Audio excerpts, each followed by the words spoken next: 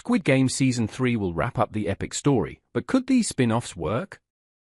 When a favorite TV show concludes, fans often come up with ideas for spin-offs, as long as there's a good reason to continue the richly drawn and well-crafted world the original show set up.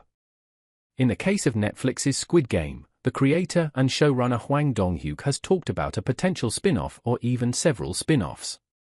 When Squid Game arrived on Netflix in September 2021, fans were taken with the engaging and sad story about characters who have found themselves in terrible circumstances and who sign up for this awful competition. The complicated and tough games are just one reason why the show is so popular.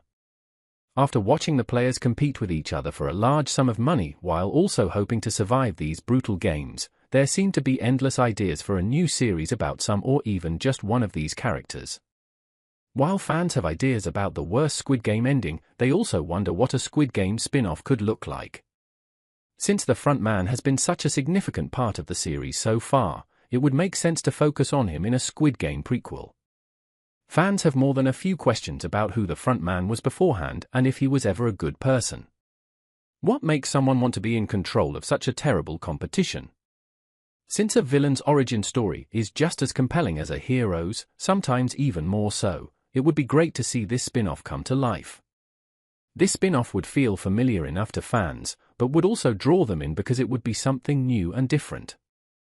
Fans are curious if the frontman will change his tune in Squid Game Season 3, but no matter what happens to him, he would be the perfect choice for a spin-off.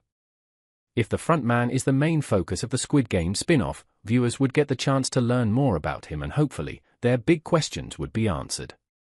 There is so much going on in Squid Game Seasons 1 and 2, from the devastating deaths of several characters to the horrifying games the players are involved in. There just isn't enough time to dive deep into the frontman's backstory, and a spin-off could help fill in the gaps.